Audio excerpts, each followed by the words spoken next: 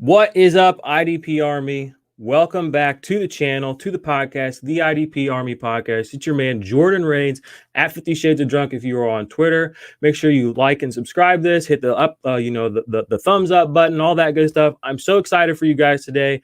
Kind of tripping over my words because I got an awesome guest here behind the scenes. He's about to join me. The man, the myth, the legend. You probably know him from Dynasty Theory, FF Confidential. Super fun guy, super funny guy. I'm bringing in John Bauer today, and we're going to talk 2021 Dynasty Quarterback Theory. John, what's up? What's going on, Jordan? I'm excited. You had me stuck behind the scenes there. I was getting ready. I was like, come on, pull me up on the screen. Let's go. I want to talk some quarterbacks. When you first reached out to me, everybody knows you as the IDP guy.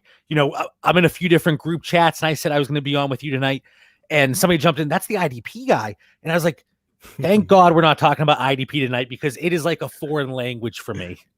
Yeah, well, I mean, it doesn't have to be. I got the Rosetta Stone over here. Just hit me up. We can get you sorted out real quick. And tell everybody else that too. All you other IDP or other fantasy content creators, let's get you all in some IDP. Speaking of which, quickly before we jump in, I do want to say go check out my most recent article on Dynasty Nerds. Talk about Tracy Walker, Tremaine Edmonds. Who else did I mention? There's a couple other guys, 4 or 5 guys that are probably Dynasty buys for y'all. Definitely want to plug that. Go check that out. Put a lot of work into it. The narratives around those guys may not match up to what actually happened, so go check that out. But John, thank you so much for coming on. I'm excited. Hopefully we can get you in an IDP league sometime this year. But if not, that's totally fine because we love you anyway. Let's talk about Zach Wilson first and foremost. We're going to do a little preview of some of the rookies. Then we're going to talk some, rankings. Everybody wants to see our numbers and our list, so we'll get to that. But Zach Wilson's a guy that I keep hearing about. The buzz, it's kind of, he seems like he shot up draft boards. Can you just tell me about Zach Wilson this year? So here's the thing with Zach Wilson.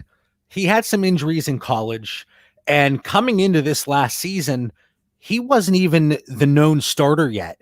And some of that came back to the injury history, but he was competing for that spot.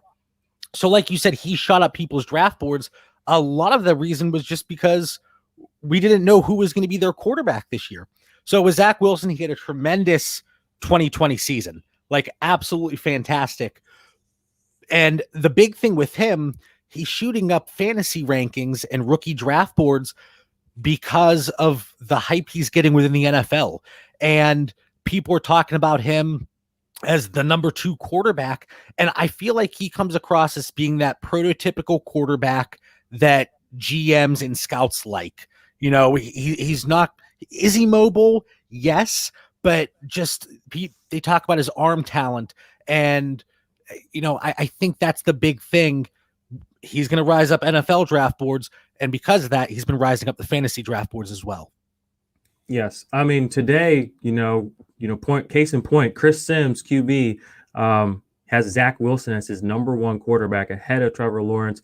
Every group chat that I'm in exploded today when that happened. But the sentiment is kind of a one of pause where they're like, okay, we recognize who Chris Sims is, and we respect his opinion. So there is, he seems to even be more since even when we put these notes together just today, it seems like there seems to be more firepower for Zach Wilson. And it reminds me of Patrick Mahomes, because the year Patrick Mahomes hang out, he wasn't even the first quarterback taken. But what I remember about that year was, 1, the Golden State Warriors were really good. And 2, I remember driving around a lot and hearing the Mahomes hype.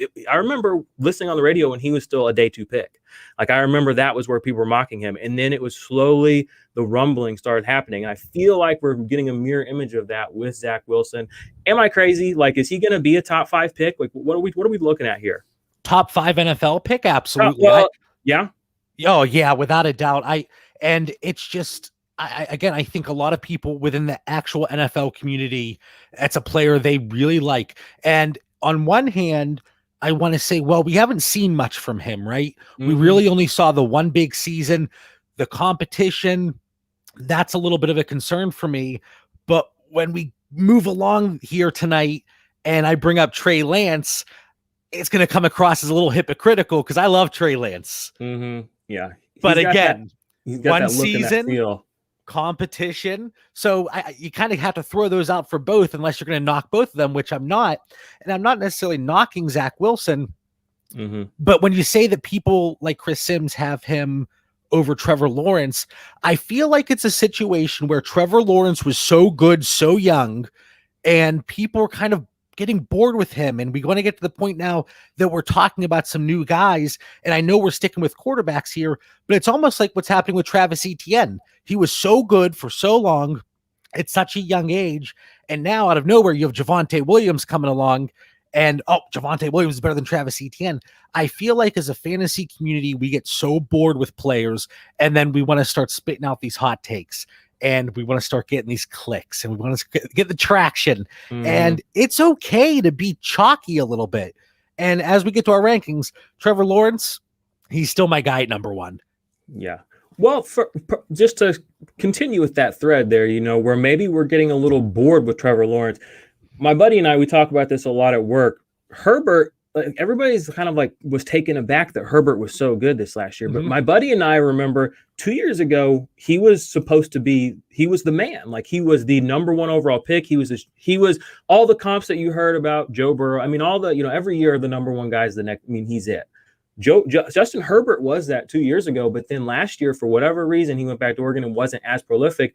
We just kind of got bored with the idea, just kind of like we got bored with the idea of Tua being number one. Like, at various times, there were different guys. So it's interesting to see the ebb and flow as new information comes in. People like Chris Sims with, a bit of sway in the community put things out. I'm interested to see how this continues to shake out. But let's move on a little bit to the next guy I want to talk to you about, Mac Jones. I recently was doing a Dynasty mock draft, 2 quarterback. IDP was included, super flex, not 2 quarterback with Dynasty nerds. I was able to get Mac Jones. I believe it was the 3rd round of this mock. And I felt like that was a great value in the 3rd for Superflex, and especially because I did a little contrarian pick on the 102, and I went Najee Harris, and I was like, you know what, I'm still going to get a quarterback in this draft that I like because I'm a little bit of a contrarian person. And so I just did that, but I got Mac Jones, and I felt very vindicated when I left that draft with Najee Harris. I think I took Kenneth Gainwell, which looking back, I would not do that. But then I also I got Mac Jones too. So those were my first 3 picks. I could have taken Fields with that 2nd pick, but I know with Harris and Jones, I don't know. I don't hate it. But what are your thoughts on Mac Jones? Where should he be drafted this year? Because I feel like the 3rd was criminally low just based on what I know about, Superflex theory in general. But what are your thoughts? Well, I was going to say, as you said, you got Mac Jones in the 3rd. That is absolute theft.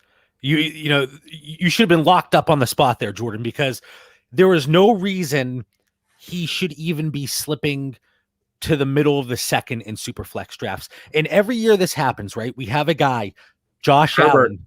Herbert was still going end of the 1st, but still. But here's the thing, John. He was for us in our world. In the real world, I got $200 buy-in leagues where Herbert went near the end of the 2nd. Superflex. Okay. That's the real world. We're not talking about Twitter. We're not talking about all our people. We're talking about the people. So I'm saying, it happens every year. It does. But Josh Allen, Herbert, Daniel Jones, and this year it's Mac Jones. If Mac Jones goes in the 1st round of the NFL draft, which he should, Lamar Jackson. Sorry, I had to throw another one in there. Right. History tells us that he is going to get an opportunity. The only one we really haven't seen yet over the last few years is Jordan Love. And I think eventually, that was just a crazy situation. It's bizarre. Nobody knows what was going on there. But Mac Jones, we still don't. No, I don't think the Packers do. 13-3 though, so I mean, whatever. I know. So for Mac Jones, 201, 202, 203, that's where I have him slated in Superflex rookie drafts. And the big thing with him also, he had one good season, and he did it at a later age than some of these other guys. But it was one of the most efficient seasons we've seen. But then, hey, he's in an Alabama system. Look at the weapons around him. Mm-hmm. He's not exactly mobile, which is going to knock him down several pegs for people, because in today's game, the way it's changing, is he going to be able to sustain success without being really able to move? Whereas Trevor Lawrence, Zach Wilson, they're able to move. Justin Fields, Trey Lance, they can really move. So the 4 of them, they're in a different category when you look at Mac Jones. But I do think he's going to be a bargain. And you made a really good point. we are so trapped and locked in this Twitter bubble, in this dynasty bubble. And overall, top to bottom, most people that come across my timeline, really intelligent group. And you go into the real world, like you mentioned, they might not even know who Mac Jones is. You know, and that's something we really have to think about. So if you're listening to this and you're taking part in your very first Superflex rookie draft or 2-quarterback rookie draft, do not let Mac Jones slip to Jordan in the 3rd round in an actual draft. Don't do it. Don't do it. Yeah, especially if he gets that 1st round capital. Again, this is really early, you know, and maybe, you know, it's one of those things maybe fell through the cracks and people just, you know, they have their guys, you know, especially in the wide receiver running back world. I mean, we all got our guy. So you get excited when he's still there. You see him creeping up and you kind of forget. But that happens in real drafts too, which is why I wanted to bring it up. I think it's important to know that if you don't get the top guys, or if you do decide to zag or zig a little when everybody zags, there's hope, because some mistakes happen all the time in drafts. We're actually going to talk later about some of our bad trades that we've done. So let you guys, you know, see the human. I've got a bad one. I mean, I don't even want to talk about it, but it's going to be bad. So I'm going to tell you right now, Jordan, I'm going to beat you on that one. I don't know, man. Well, I'm excited about this. All right. The last thing I want to talk about narrative wise in quarterbacks is I feel like we're kind of retconning the Josh Allen narrative a little bit. And especially the people that did not believe, because we all believe now. But I remember a year ago when the group of believers was very small and the group of doubters was very big. But for some reason, and this is the narrative that most people use, well, I didn't see the otherworldly leap forward he was going to make. But then everyone kind of pulls into that. So everybody's on Josh Allen now, and he's like the number 2 quarterback. But I'm like, if the talent's always been there. I mean, you look at what he did with Zay Jones and that other guy. I don't even remember his name. Robert Foster. Exactly. That was his rookie year. Look at what he did then. Then look at what he did with Cole Beasley and John Brown. They both had their 2 best seasons this year. Sure. They actually had their first best seasons the year before with Josh Allen too. So it was like the writing was on the wall. So many people were not into him. I feel like the narrative around him has been retconned a little bit. What are your thoughts about that? And will we be retconning the narrative of players like Jameis Winston in the future, Marcus Mariota in the future, even Russell Wilson right now? The narrative around him is one of maybe he's a low-end quarterback 1, but when you can lock in known quarterback 1 production, doesn't that kind of just make you a default high-end quarterback 1 in my mind? But again, just asking, what do you think about the retconning of the narrative? Do you believe that's kind of happening? And do you see that happening with a player like Jameis Winston in the future, Marcus Mariota in the future, so that their story is just different than what it originally was? It's absolutely true for Josh Allen, and you hit the nail on the head. Anybody that doubted him, well, this was a historical improvement, right? We've never seen anything like it. You see a tweet every other day. Who is the next Josh Allen? We might not have another Josh Allen when you look at that vast improvement that we've never seen before. He went from like a 55% completion percentage his rookie year to like 60 or 58. And then this last year with Stephon Diggs, John Brown, Cole Beasley, Gabriel Davis, off the charts. Just a fantastic season. Now, I do want to say, Jordan, I've had some bad takes in my day, but Same. If you go on my Twitter timeline and you check my receipts coming into his rookie year, I was in on Josh Allen.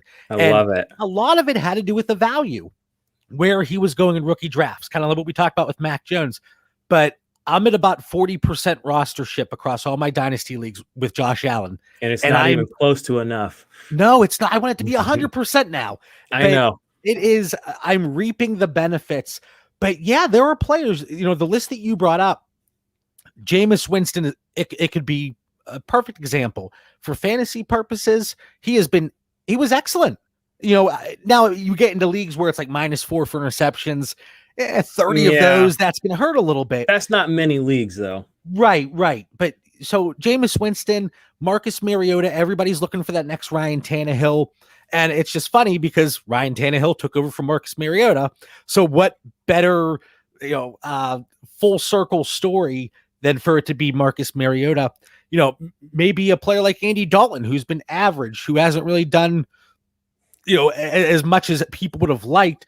Maybe he gets a shot somewhere else. But yeah, there's certainly going to be players that were faded by the fantasy community, they might bust out. Oh, well, we can ignore that one being wrong because it was such a historical turnaround. Yeah. And it ties in exactly to what you said with Josh Allen.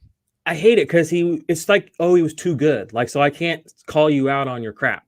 Because I almost wish he would have like increased like less, but like that's not what I wanted. Like I wanted this, but at the same time, it almost gives people an out. So it makes me sad. If anyone gives it ish, you can go back on this channel. I think it was around Christmas time last year, so like 400 days ago. I very quietly and to the chagrin of my previous co-host compared Josh Allen to Patrick Mahomes, and I got reamed for it. And I was like, man, that throw. And I was like, look, if you just watch him play, if you just take everything you've ever heard about him away and you watch this man play, he does things that only Patrick Mahomes can do on the field. I said that it's somewhere out there. I'm not gonna go find it, but you can if you want. And I remember, you know exactly what episode. I've thought you know the minute mark. I wish, believe me, if I did, I would be blasting on my timeline 24/7.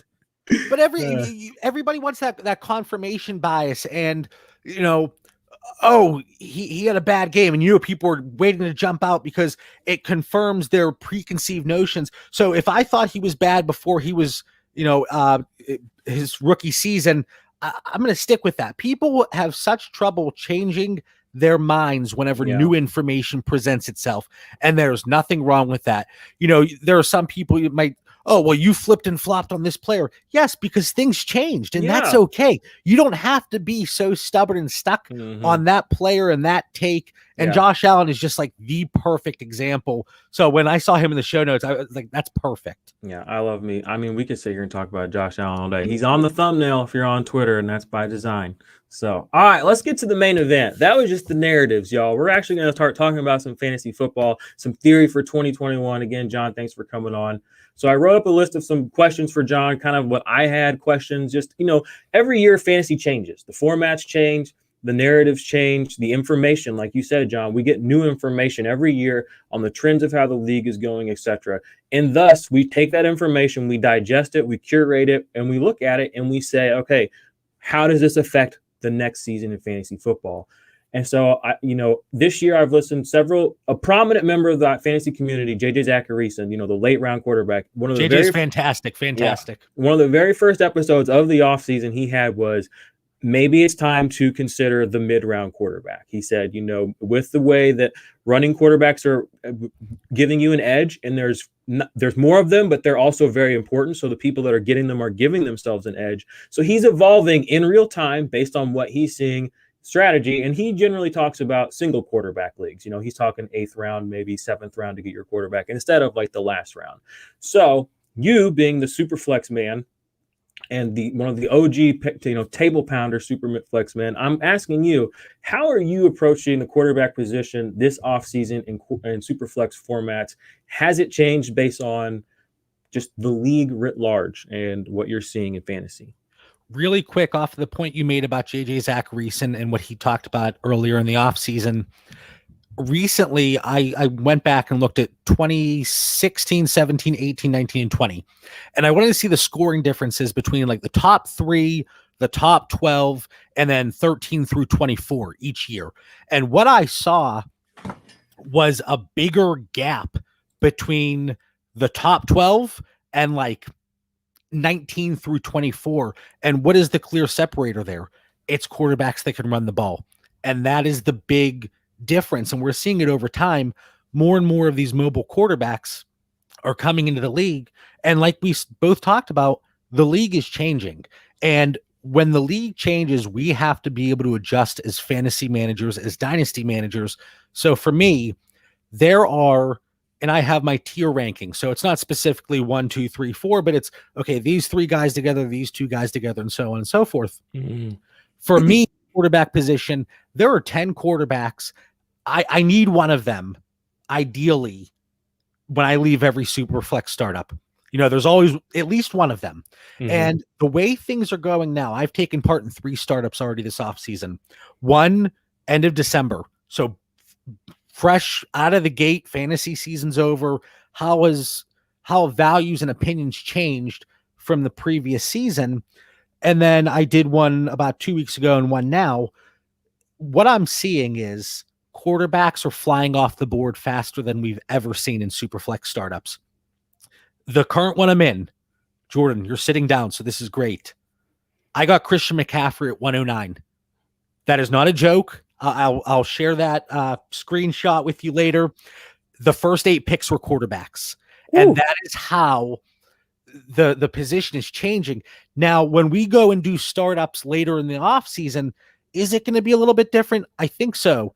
And it's because right now, how many teams can you look at and say, okay, I'm 100% confident this is their starting quarterback in 2021? I don't know if we've ever seen a situation where maybe there's 10 right now that we really don't know. And then certainly beyond 2021, the question marks are even larger. So for me, like I said, I want one of those top 10 quarterbacks. And I think that something that's going to be troubling for people is when they have the approach quarterback early and often. Early, yes, for me. Often, which I've done in the past, it can work if you select the right quarterbacks, because then you can flip them. They run value. But with the way the quarterback position is changing, and evidently and apparently the shorter leash that these players might have, I mean, Carson Wentz was a top 12 dynasty quarterback last offseason, less than 1 year ago. And now people want nothing to do with him. That's how quickly things change now. So I think if you go quarterback often, you're forcing the issue and you're going into that area of quarterbacks and in your rankings where there's a lot of question marks. And once you get out of that top 10, certainly, but as your quarterback 2, I want one of those top 16, 17, 18. Once you get out of there, it's no man's land. And all bets off. That is my concern. And you can say that for a lot of positions, but for the quarterback position where we all think, oh, this is it's a position where they're going to have their job 5 years, 10 years. That's somebody that I'm going to have forever. Not in today's game. This isn't somebody put a comparison out there and I forget who it is. And I wish I could give them credit, but they talked about Phillip Rivers. And if he was a quarterback starting today, would he have that 18-year career? Probably not. Because the game has changed. And again, fantasy managers, we have to change with it. So I want those quarterbacks early. And ideally, if I'm in a super flex startup, I want to leave with 3 quarterbacks, 3 starting quarterbacks. But again, that's going to be dependent on my league mates and how they draft as well. So nice. All right. So let's talk about who you're paying for. So you're in that top 10. Who are you willing to pay up for? Let's say you missed the first. Like, who's your number 5 quarterback? Like, who's your 5th quarterback and who's your 10th quarterback? So we don't have to give away any sort of premium content or whatever. But let's give us a shotgun idea here. So if we're talking about, let me see here. And I'm assuming you're willing to take both of these players in the first round. So for the first part, it's so tough because you look at your top 5 quarterbacks, and Mahomes is going to be everybody's quarterback 1. And I don't think there's much question there. Like you said, Josh Allen, most people's quarterback 2. For me, a guy that I'm going to pay up for, it's Justin Herbert. And you mentioned him earlier. I think we saw enough last year, and Austin Eckler in the backfield, Keenan Allen there. I just think things might be changing there. They're bringing in the new coaching staff. Could there be some continuity issues and some chemistry issues off the bat? Maybe. But I think Justin Herbert, he's a guy that I want on a lot of my teams. And if I have to reach for him a little bit, I'm willing to pay up for him. Love that. I currently have Herbert as my quarterback 6.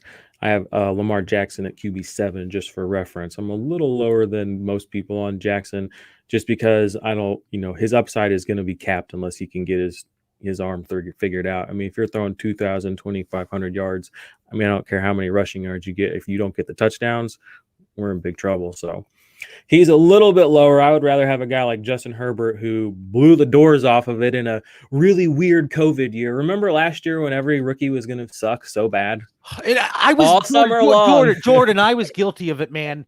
And I had a chance to talk with Mike Clay, shameless plug. And he was one of the first people that really hit me with this. He's like, you don't think defenses are going to struggle? Why is it only affecting rookies? Why is it only affecting offenses? And we saw that in a year where quarterbacks thrived, and we saw record-breaking numbers. And that's the big thing too. I want to backtrack just a second because I wanted to bring this up. So I want to take quarterbacks early in startups. It has nothing to do with the points they score. Absolutely nothing. What it comes down to for me is the cost to acquire that quarterback after the startup. In most leagues I'm in, if you want to get a top 10 quarterback, you better be willing to give up an arm and a leg because you're getting that quarterback for nothing less than that. I don't know who would want my arm and leg. Probably somebody I don't really want to be in a league with. But if that's the price, sometimes you got to pay it. Yeah, and that's the thing. Quarterbacks, like this is my thing with the draft. The draft is the only time that you get to pick whoever you want. After that, people are like, oh, just trade for a player.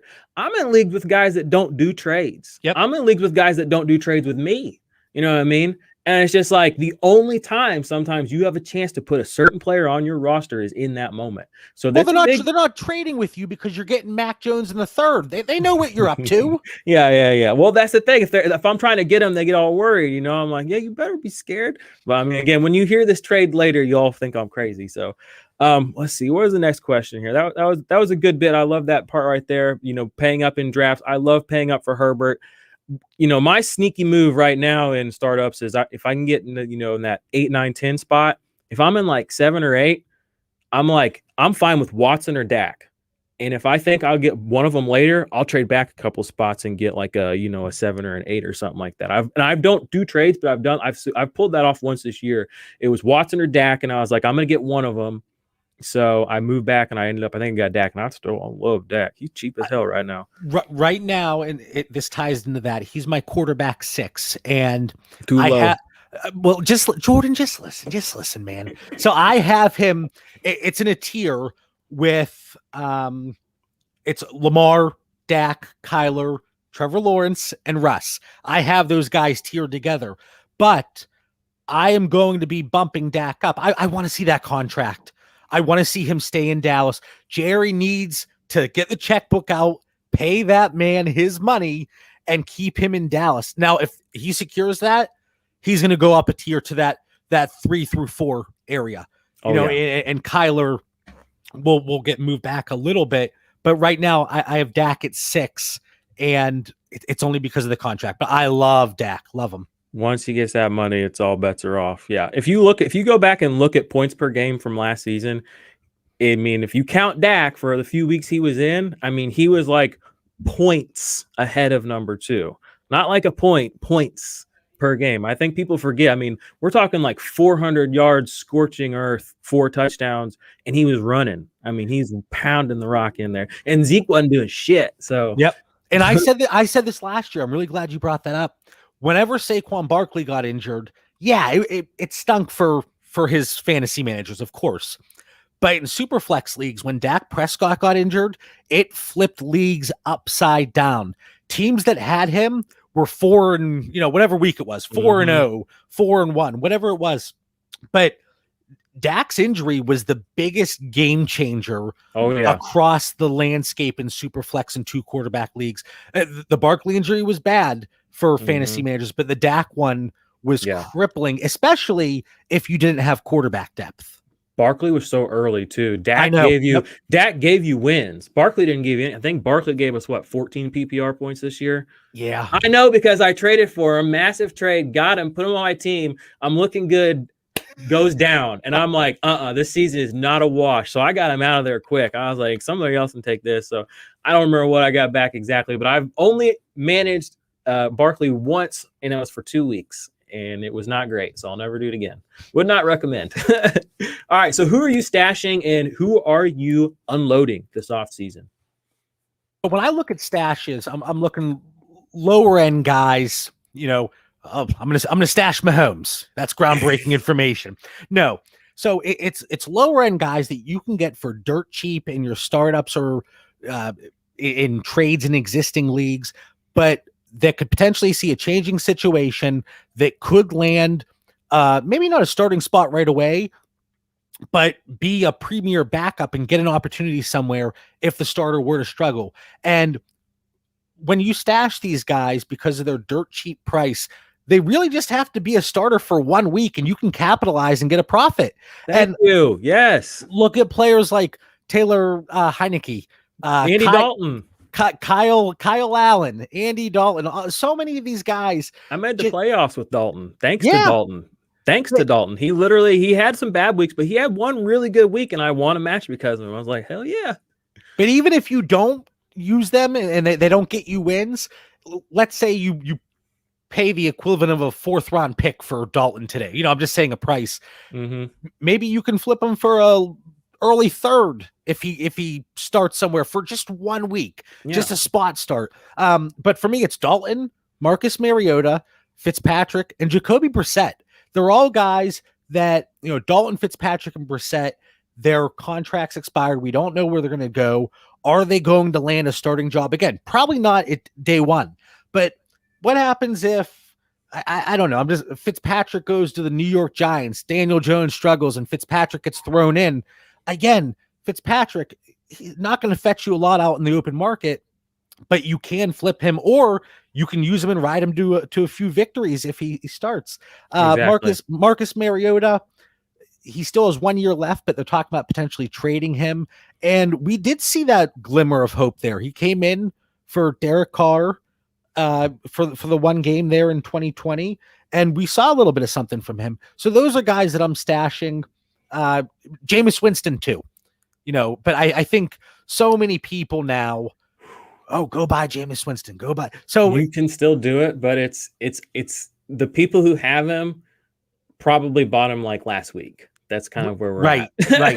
Right. That's what I'm finding. Like I have him in a lot of spots, and the spots I don't have him, it's just because he's pretty much already unacquirable, because the person who has him is like thinking like me, and I know that because I play with them. So exactly. And the point that you would have to cross that threshold to acquire him, to make it worth them giving it up, it's, you know what I mean? Like, and you're still taking all the risk, but I mean, they're still going to get the guarantee back. So, and I think he's close to a guaranteed thing, though. I feel like he's just, I think he's fun to watch too. He's just a effort kind of attitude. He's 30 touchdowns, 30 interceptions. I think it's great to watch. I think he's massively underrated. I think he gets, and I think once, look at the interceptions. Everyone's talking. Didn't Tom Brady have like 17 interceptions this year? I mean, it was a lot. I mean, come on. Anybody in that system does that. Winston was already prone to it. Anyway, I won't get into my Jameis Winston soapbox right now, but I love him as, if you can get him still as a stash or a throw along, you should be acquiring him, because even if he isn't the Saints' next quarterback, like you just said, Heineke, Robert Griffin, Andy Dalton, these guys started this year. Blaine Gabbert. Jameis Winston started a game, didn't he? Or he almost did. So, I mean, just when you think about the value of a win in season, it's week 8 and I've got to win. And Dak does go down, and you're looking at Mitchell Trubisky, and you're just like, what is the value of that 4th to just go get a guy who I feel better about? You know what I mean? And you think about, okay, in July, I spent that 4th, and I just happen to have Winston now. And it happens to, or look at what happened with Drew Lock. There's a few weeks where he wasn't great for an every week play, but sometimes when things get rough, you can put these guys in, and it's just having them. If you can manufacture a W off of the back of a 4th round pick, even if the guy only plays 2 games a season, if he's in your starting lineup those 2 games and he helps you win, what's that 4th round pick really worth? So I'm a big proponent of what I call picks over points over picks. I know a lot of people, especially this time of the year, it's very pick oriented. It's all, pontificating the value of these players. Give me the points give me real equity. Give me something that's happened, a player that's actually achieved something, and I will give you hope. And whether that hope pans out, you'll find out, and we'll find out. And if it doesn't, and you get stuck with Brian Edwards or Jalen Reagor or Henry Ruggs, like I'm stuck with, then I can laugh at you instead of cry. It's like me crying with Keyshawn Vaughn. Oh my God. I know, man. Give me the points. Forget the picks. Okay, let's just bust it out. It's a little early, but I want to talk about, speaking of points over picks, I want to talk about my terrible trade from last year. You're probably gonna cry. This is so sad. And I as the Josh Allen apologist, I can't believe I'm going to share this with the world, but last April 24th, I traded in a Superflex IDP league, full IDP. I traded Josh Allen, Royce Freeman, again, April 24th. Note the date, okay? That's how desperate, that's how thirsty I was, all right? I gave Josh Allen, Royce Freeman, Montez Sweat, who people know if they follow my channel, I love Montez Sweat, a third, a fourth, and a fifth. And I got Darius Geis, a second, and a first. That's how pick thirsty I was, and that's the worst trade I've ever made in fantasy. Looking back on it, and that pick ended up being Cam Akers, so it did almost nothing for me this year. I had Mahomes on this team with Josh Allen. I would have basically been a shoo-in for the championship, but because the fever pitch of the rookies. And I watched, and it was literally, and of course I picked Cam Akers. Why? Because the week leading up to the draft, he was the guy that was catching the most hype because we'd already hyped up everybody else. Mm-hmm. And so I was just like, oh my gosh, like this is it. I can get Akers if I can get this fourth or whatever. And I did not want to trade Josh Allen. I didn't, but I did. That's how drunk I was on that pick, on the pick value, the rookie fever. Don't make that mistake. That's my worst trade ever. John, can you top it? Well, told you it was bad. Now, so the prompt here was the worst trade I made in 2020. So that's how I'm going to approach this. And that was 2020 for me too. So it was right after the Dak injury, and we just talked about the Dak injury. I had a team that was a contender. I don't know the exact date, but it was after we saw a nice little stretch and solid sample size from Cam Newton. It wasn't. I remember. It wasn't Dak for Cam straight, but I made a trade, and I even said after I make trades, just for the heck of it, I like to throw the poll on Twitter, just to see what happens. But this is after the trade was made, and I posted the poll, and I said, I'm going to regret this in 2 years. But little did I know I regretted it much sooner than that. I traded Dak Prescott as a contender for Cam Newton, Todd Gurley, and Leonard Fournette. And I wasn't thrilled at the time, but again, I just like you had the rookie fever, and you wanted those picks. I saw that championship, Jordan. Dude, I saw that prize money, and I thought, yeah, the three of these guys, it's gonna hurt me in the long run. And I said 2 years. I was hurting in 2 weeks, man. It was, oh my God. Cam Newton, that former MVP. Yes, I'm not even a Cam guy, but the stretch we saw, and Todd Gurley, he was being productive. Leonard Fournette, eventually he did take over that backfield this season, but a little too late. I wish I could remember how that league played out, but if it's based on that trade alone, I didn't make the playoffs. So I'm going to go back and look and let you know afterwards. Oh, that's pretty close to as bad as mine. I'll give you that, because looking at Dak now, I'm sure you'll look at that league and you see him on that team, and then you look at your team and you're like, oh, there's Leonard Fournette. And I mean, what is Cam Newton worth right now? What's your favorite type of chip? Like a bag of Lay's potato chips? I don't know. Flaming hot Cheetos. Let's do it. Yeah, there you go. All right, I got a few more. We got a few more questions here. We might not get through the whole show notes because I know you got other stuff to do tonight. I appreciate, again, you taking the time to talk to us. Quickly, I want to tell people before we move on, go check out the Patreon, patreon.com/the IDP Army.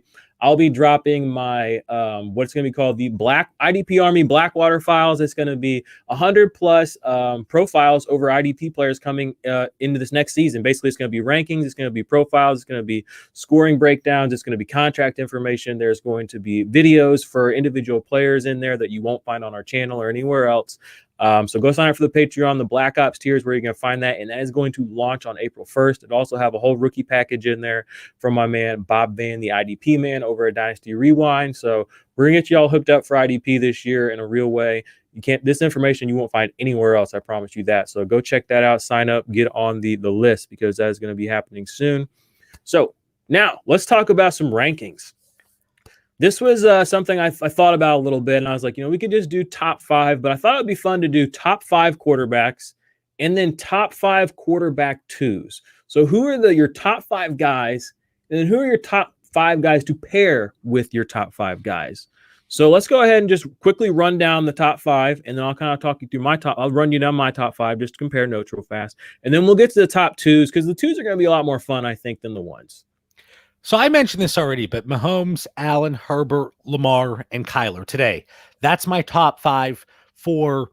I think here for 2021, I haven't really put together my projections, but I mean, is that going to be the top 5? Probably not. But when you look at it from a probability standpoint, that's how I can see it. Now for Dynasty, it's going to be a little bit different. Mahomes, Allen, Herbert, Watson are my top 4.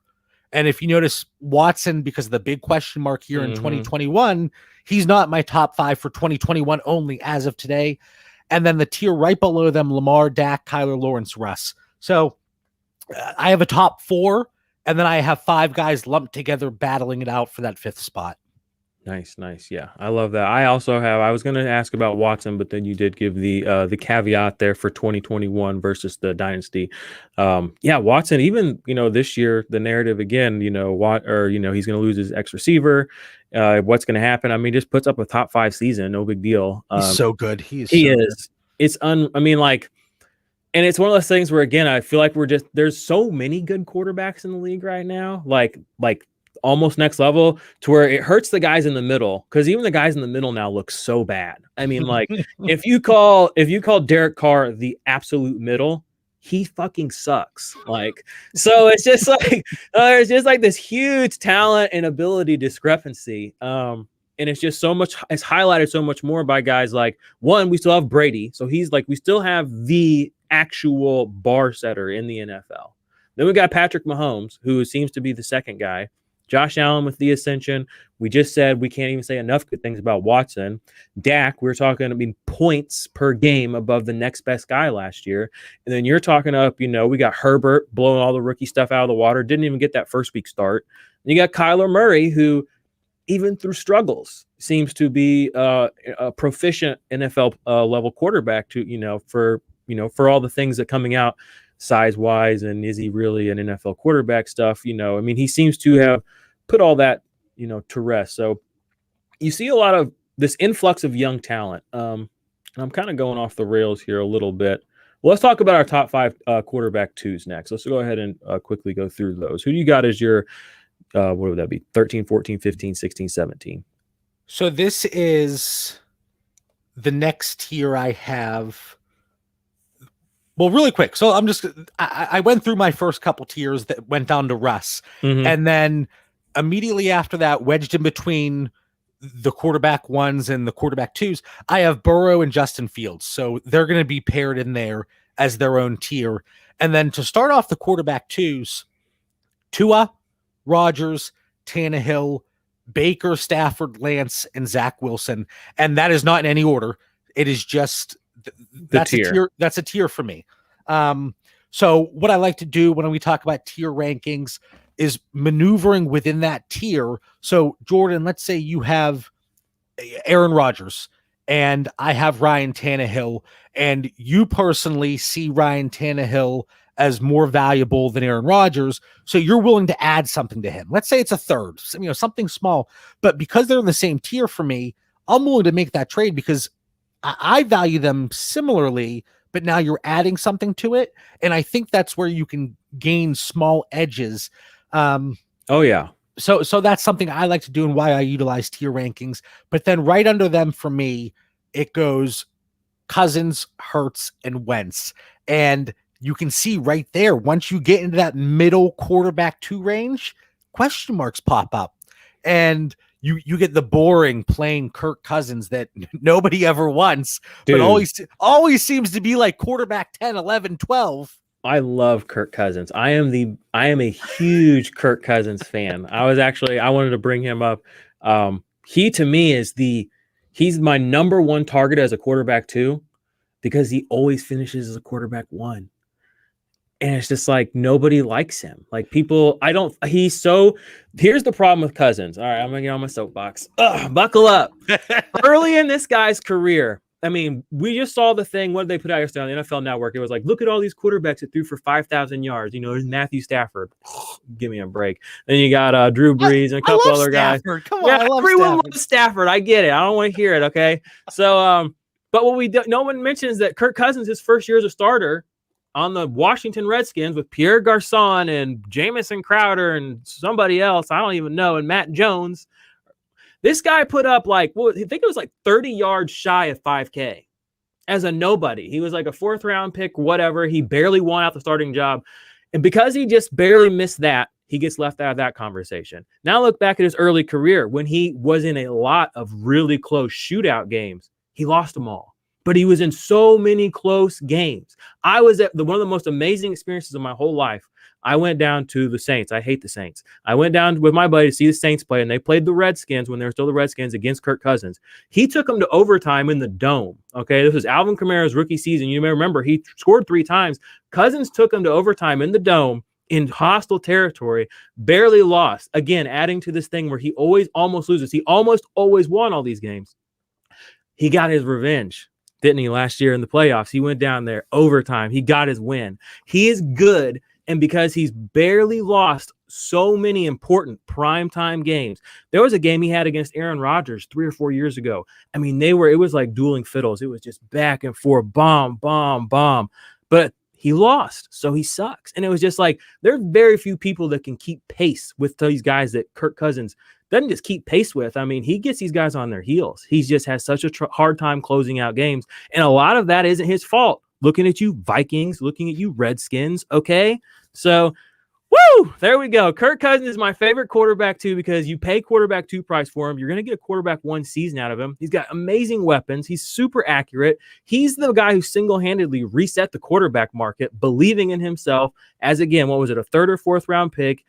He's had almost 5,000 yards with garbage receivers. He's got Justin Jefferson, Adam Thielen. He's 32 years old. He's like the sneakiest, best crappy quarterback in the NFL. And if he could run a little bit, it would be a different conversation. That's the big thing here. And he can scramble. He got that. He got a dad run. He got the dad run. Oh my gosh. When he gets to scooting to the sideline. Now, I like Cousins. I like him plenty. For me, it's just that question mark after 2021, what happens with him. And here's what's going to happen. Can I tell you? Let's hear it. He's going to go to the 49ers, and he's going to be in everybody's top 5 because he's going to be back with Shanny, and he's going to have a defense, and he's going to have weapons, and he's going to be with the Niners, the faithful, and they're going to pump. It's going to be a pump like you've never seen. I can do that. That's fine. I have a not quite the 40% rostership that I have with Josh Allen, but I have a good amount of Kirk Cousins, so I could be completely on board with that. But like I was saying earlier, even when you get into this tier with Cousins, Hurts, and Wentz, there are question marks. And then after that, things get ugly. Yeah. You might be, you can count on like a Tom Brady, like we talked about, for at least 1 more year. But what happens beyond that? And it's just that price to acquire that I talked about already that gets me a little bit concerned. That's another thing about Cousins that's massively underrated again, though, because he, like you said, question marks. There are question marks. Yeah, where does he play? But there are not question marks. Is Kirk Cousins an NFL starting quarterback? Oh no, absolutely. So when you put him in a tier, I'm not sounding like a dog game. When you put him in a tier with Hurts and guys like that, to me, I would say, okay, Hurts could or could not pan out. We've already seen Cousins pan out, so he would get a slight edge for me there. But I agree he's in that tier of guys because I mean he's not going to be the number 1 guy. He doesn't have the rushing floor. What's he get? 100 rushing yards on a good year, but he can throw. He can air it out with the best of them. And again, I think there's a little bit of he's had some coaching woes in his career, unfortunately. But that's the breaks for some guys. So, all right, we already did the worst trade. Okay, here's something I was going to ask you. Do you think we are going to see more leagues tweaking quarterback scoring as we move forward away from more of the norm? We've already seen people kind of push away from 4-point touchdowns because, I mean, who wants to do that? And there was a lot of hullabaloo this last year with the Scott Fish Bowl because he made it a little bit more interactive because it's not just a binary. There you go, a straightforward. Is that your division? No, but it's just one of the every year I buy multiple Scott Fishbowl Oh, shirts, nice. and like I don't even know how they haven't disintegrated because I wear them so All the often. time. They're comfortable. They're just Hey, comfortable. good shirts last a long time. I've got Yeah. shirts. I mean, I'm 30. I got a shirt or two that I've had since high school. I mean, you get good quality shirts and you don't bust them up. They last a while. That's that Scott Fish. Hey, good quality stuff over there. But do you think we're going to see, with this people having, pushing for more customization, more fun, as people are getting in deeper leagues and things are changing, as the game is evolving? Do you think quarterback scoring, it's kind of is one of the things that, on the offensive side that is not like divisive, but it is something that I feel like is a little bit more experimental and people are kind of having fun with. I mean, just the concept of Superflex 3 years ago was kind of a foreign language, but here we are. I'm sitting with you, the Superflex guru himself. So what are your thoughts on this kind of movement for this, making quarterback scoring more interesting? Yeah, you're certainly seeing it more and more. And at times I think people are getting a little too cute with it. And for the most part, because I'm in so many leagues, I like pretty vanilla settings. I want pretty straightforward settings across the board because the number of leagues I'm in, it makes it easier for me as a manager. I'm in one league, and this doesn't really have anything to do with quarterback scoring, but there's you can use a power 1 week during the season to get like a 50% boost to a player. And there's all this random stuff. And I don't even know if I used my power last year because I had so many leagues going on, but yeah, that's a little extreme. But yeah, you're starting to see +6 for touchdowns, -4 for interceptions. We saw that in the Scott Fish Bowl. You're seeing points per completion, negative points for incompletions, and things like that helps build a little bit more balance, I think, between the rushing quarterbacks and the pocket passers. Mm-hmm. And it kind of brings, for Scott Fish Bowl, I drafted Lamar Jackson with a top 4 pick, and I was not happy because of all the tinkering and the scoring tweaks. Mm-hmm. And I didn't make the playoffs. Surprise, surprise, because I took Lamar Jackson, the top 4 pick. But then another thing that people are doing, and I think a lot of these scoring changes are taking place because people don't want to be in leagues where the quarterback 28 costs a top 15 wide receiver to acquire. And you see that. And there's even people, they're very hesitant and reluctant to take part in super flex leagues. Oh, listen, that makes quarterbacks too valuable. I don't like it. Why should the quarterback 30 cost this when it's just, it's crazy. But I think that's a reason, Jordan, that we're seeing so many scoring changes because it helps neutralize that and balance it a little bit. And I think, I think people get bored also. I think people just want to get cute a little bit and find different things. And then it gets to a point where just give me my boring settings sometimes. Come on. I'm a fan of pretty vanilla settings too, but when I say that, my big thing with quarterback scoring, and I'm going to get on a smaller soapbox, but this is one I kind of got off of a couple of years ago. I think you should get, just like rushing, you should get yard for yard. So if you throw 100 yards, you should get 10 points. And that, the score, all the quarterbacks score a lot, but that's the thing. All the quarterbacks score a lot. So it's just a 1-for-1 across the board. So your rushing doesn't give you a premium. Just because you're a rushing quarterback, you can actually hurt you if you can't keep up throwing. Just like it hurts these other guys if they can't keep up rushing. I'm thinking about the total points these guys. Well, here's the thing. Holy. I'll tell you, I had Deshaun Watson that year, and he pushed up into, he got you can get 60 points if you get 4 touchdowns and 450 passing yards and all this. But I mean, if you do yard for yard, it's just like every other offensive position. So I think that's where it is for people is, although we don't want to say it out loud, that we kind of, 0.4 or whatever per 25 or whatever that is. That's kind of the norm. I think the reality is that is not as palatable to people as we think it necessarily is, even though that's kind of the standard default.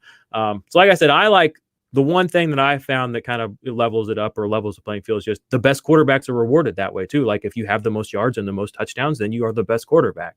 And, you can definitely tweak and that makes things too, if you did make -4 for interception, in a league where your quarterback is only scoring 20 points, -4 is what? That's 35% of your weekly score. If your quarterback's actually scoring, 45, 50 points, if he has 2 interceptions, he still isn't tanking down to 0. You know what I mean? Yeah. And That scoring would be wild. It would. It sounds crazy, but everything scales up. It's like the exact same. It just all scales up, and you get yard for yard across the board. Give it a try if anybody's out there wants to. I mean, I haven't written anything about this. This is the first time I'm really saying it because I know it's going to be hated on, and everybody's like, "That's insane." But trust me, if you play in a league like that, it's actually makes sense if you do it. Let me get a tweet out here.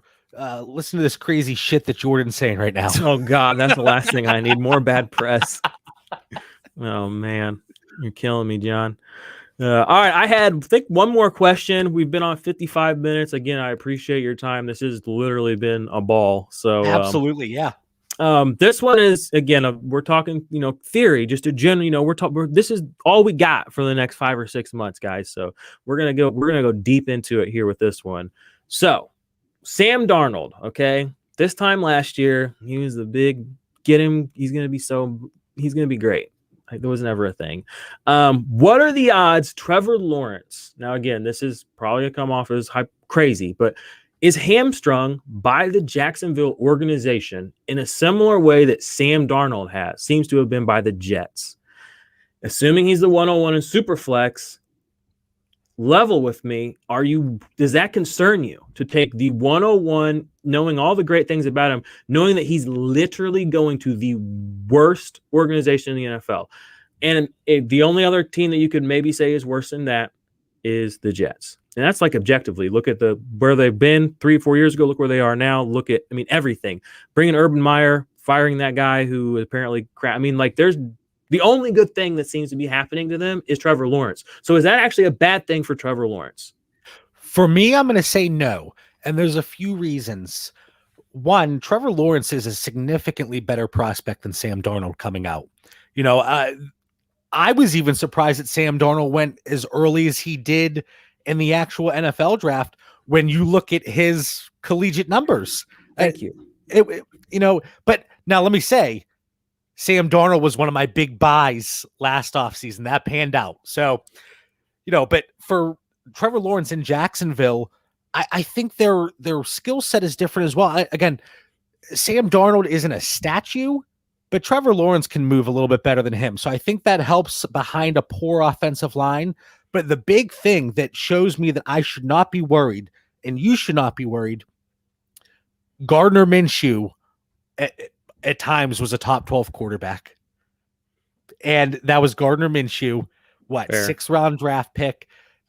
I think they're going to put the weapons around Trevor Lawrence that are necessary. You have DJ Shark. They're talking about spending money in free agency with all these really strong free agent wide receivers. You have James Robinson, who I absolutely love. I could see them targeting a tight end, whether it's in the NFL draft or I keep saying Hunter Henry. He's a free agent. I could see him landing there. But then also that defense is horrific. They're going to have to throw the ball. They're going to have to keep up with these teams. And I just think Trevor Lawrence is such an incredible prospect. And again, I understand your comparison with him and Sam Darnold, but for me, they're just two completely different players. And I'm not going to get cute with it. Trevor Lawrence is my 101. He should be the first pick in the NFL draft. And who was it? Chris Sims? Well, I'll write him a strongly worded letter. Trevor Lawrence all the way. Yeah. I definitely agree. And that's I always call it the academically sound answer. And it is, but again, it's just, to me, it's interesting. It's the organization is just so bad. And again, for fantasy, like we've seen Deshaun Watson be successful in a bad organization. We've seen guys push through that. But again, it's as I get older, I still view myself as a kid sometimes, but these are actual kids. Like some of these guys have never, gone to the bar and got a beer. So to put someone like that into a leadership role on a team in an organization that is in disarray, and you mentioned, that defense is terrible. That's the same defense that got them to the AFC. Well, that's the same team 3 years ago went to the AFC Championship. But then it's falling apart, though. I was going to say, you're the IDP guy. No, that's what I'm saying. So when you say free agents coming in and all that, do people look at the Jags and say, I don't want any part of that? Is there a little bit of, because it's one of those organizations. Is it not a hotbed where people want to go? It's not like Tampa Bay. Everyone wants to go to Tampa Bay. Everybody wants to go to the Chiefs. Do people really want to go just because? Is Trevor Lawrence going to be that big of a culture shift, organizational shift? Or my concern is just, is it going to be a mess? Are we going to be looking at Trevor Lawrence going somewhere, in 3 or 4 years, similar to Deshaun Watson? Like, is this organization capable of taking someone like Trevor Lawrence and turning him into what he could be? I don't know the answer to that last part, but I do think there are players that would be very interested in playing with Trevor Lawrence. I think there's players that out there that respect Urban Meyer, the coach, and because of that, they're willing to come on board and be that number one pass catching option. Again, with DJ Shark maybe being that 1B that really could put Trevor Lawrence in a great situation. But I will say, whenever the Jets were slated to get that first overall pick, Trevor Lawrence was still my 101. And for me personally, I have Justin Fields as my quarterback too. I know a lot of people that Zach Wilson, he's there, but for me, it's Justin Fields. So let's say Justin Fields was going to Jacksonville and Trevor Lawrence was going to the Jets.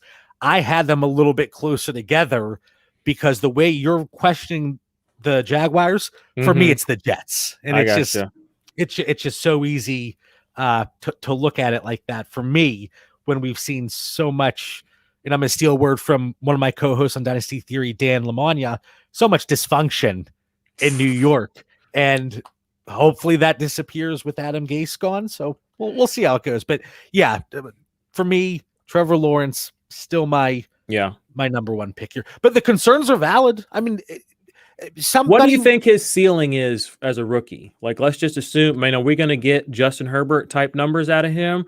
Or are we going to get closer to Burrow type numbers out of him? Or are we going to maybe even get closer to, I don't know, who's a good rookie 2 years ago that came in? Oh, I don't even remember. I don't even know what year it is. I know, right? This COVID and quarantine. I'm not kidding, Jordan. There have been conversations I've had with like my wife, and I'm like, oh, like yesterday we talked about this. She's like, that was 3 weeks ago. Like, what are you talking about? Quarterback 12. I think that's realistic. It's reasonable. And a lot of that just comes down to what I think he's going to have to do. I don't think he's going to be a top 4, top 5, 6 quarterback in year one. Yeah. But for dynasty purposes, I do think he can grow into that. I'm probably not giving James Robinson the credit he deserves here either, because a solid run game like that, I mean, it really can prop up a rookie quarterback. And to give a guy like Lawrence, he, like you said, he's going to make it work. I thought it was an interesting thing to talk about, just because of, it's always interesting to me when these terrible organizations keep getting these high picks. People are like, oh, the Jets. I'm like, the Jets have a high pick every year. Like, it doesn't mean anything. And look at some of and that is a fantastic point. Look at some of these teams that have, it's still first round draft capital, but the Ravens had a solid team, a solid foundation. They got Lamar Jackson, end of the first round. The Chiefs, solid team, solid foundation. They made Alex Smith look like a god his final season there in Kansas City. They moved up to get Patrick Mahomes. Still look what he's been doing. And I'm not saying Mahomes wouldn't be doing these things elsewhere, or Lamar Jackson wouldn't be doing it elsewhere. But when you're surrounded by these stable organizations, it certainly does help, as opposed to, and honestly, I love Josh Allen, but I was very concerned when the Bills took him. I kept saying, I hope they let him sit. They didn't have a general manager for a while there for a second, right? Like I remember whenever the Bills were kind of in this complete limbo, was it 3 or 4 years ago? And it was just like, you remember, like you said, you're bringing it up, but it was just like, and now they're a rock solid organization. Shout out to, McDermott, or what's his name? McDermott. And then the general manager. Yep.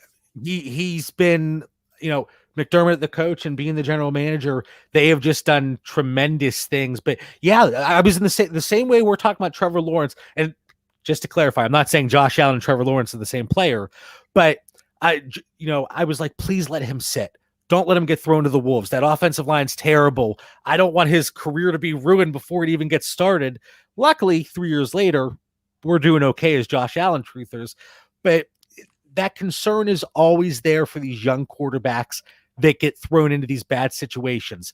Is it going to be a Josh Rosen situation? Oh, that's one forgot about him. It's easy to forget about him. It just I don't know if we saw in recent years, if we've seen a first round. Well, Dwayne Haskins too, I guess. Yeah, I was going to say a first rounder have the plug pulled so quickly. Yeah, Josh Rosen 1 year, Haskins.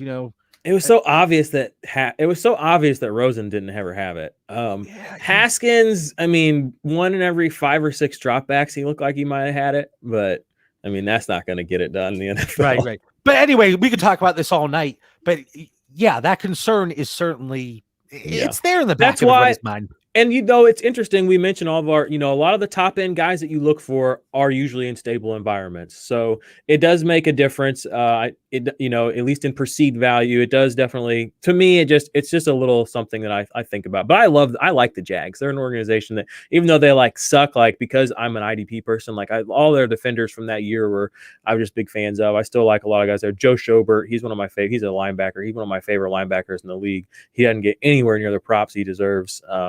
Yannick Ngakoue was trapped there for a while. He's free finally, so he's with Baltimore now. I love him. I love his attitude. I love the way he plays football. And he's just, that organization was just not good to him. So I was just happy to see him get away from there. But hopefully, new crop people, new culture, all that good stuff will happen. Gardner Minshew, when you get to sit under the tutelage of Gardner Minshew, only good things can happen for my man Lawrence. So what's up with Minshew? I love Gardner. I think he has a great attitude. He knows what he is. He knows what he is. He knows who he is. And there are so few people that know that at his age and as a human being. He's just I'm riding the wave and I'm going to ride this wave the right way. And it's just I love it. I just love it. He reminds me, he could be the next Ryan Fitzpatrick. What if he's the next? He could do that. I'm so here for this. He has a great attitude. And just like you brought up, compared him to Ryan Fitzpatrick, everywhere Fitzpatrick goes, he's like, I know I'm just a gap stop. I know what's going on here, and that's fine. Let's go have fun. Yeah, Minshew, just, fun guy, great attitude. Yeah. He's gonna be one of the, I think, sought after backups throughout his career. His branding is incredible. Imagine if look at what happened to Nick Foles with the Eagles. Imagine if Gardner Minshew went on a run like that. Right. I mean, to the moon, Doge to the moon. Gardner would, he'd probably just go straight to Hollywood. He'd be like, get me out of here. All right. Well, John, we've been on for a little over an hour. That's pretty much everything I had, kind of covering quarterbacks, my general questions. We have all off season, ladies and gentlemen, to talk about this. Like I said the other day on my Twitter, I'm going to be focusing, still IDP Army. This is what we're going to do. IDP, mostly IDP, all fantasy football all day. But I do want to, I play, full fantasy football. Like everybody that plays IDP, we all play offensive fantasy football too. And that's something I'm passionate about as well. And I do have opinions, and I'm very interested to sit and learn and have discussions with other people. So I'm really stoked that John was able to come on with me. I really appreciated that.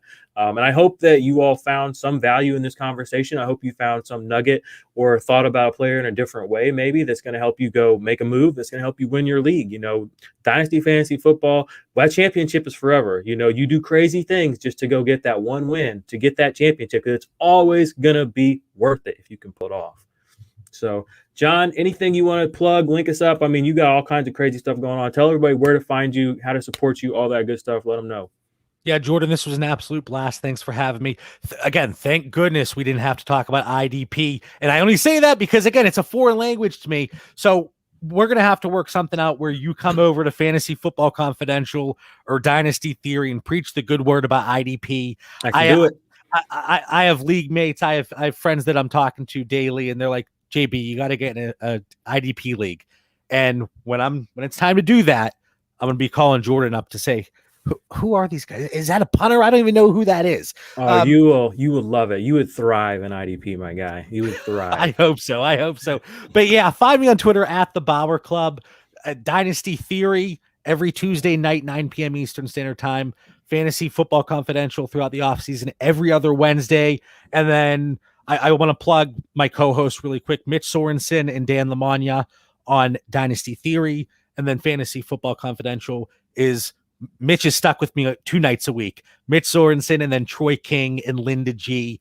We have an absolute blast, a lot of good information. They're great co-hosts, but better people. And you can find us always active on Twitter. So if you're not following us, give us a follow. Yep, IDP Army. You heard it here. Follow this man. He knows what's up.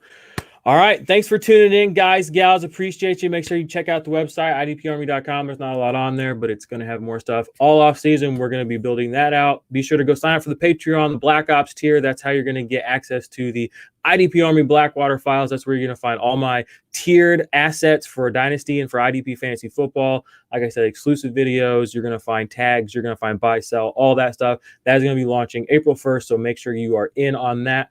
Shout out to the IDP Army crew, Steve, Caleb, John, Billy, Bauer, Rui, Phil, Bob, Zach, everybody behind the scenes. The IDP Army is growing. IDP Army, I love you. John, appreciate you coming on one more time. And that's all for me, IDP Army. Till next time.